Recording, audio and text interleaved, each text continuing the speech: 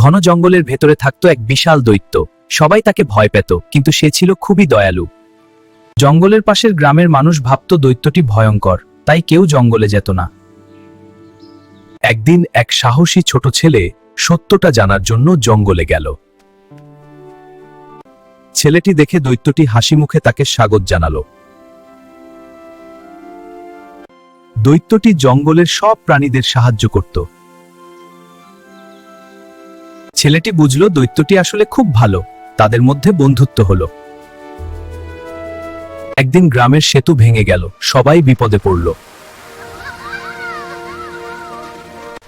দৈত্যটি তার শক্তি দিয়ে নতুন সেতু বানিয়ে দিল। গ্রামের মানুষ বুঝল দৈত্যটি ভালো, তারা তাকে ধন্যবাদ জানালো। ধন্যবাদ দৈত্য ভাই।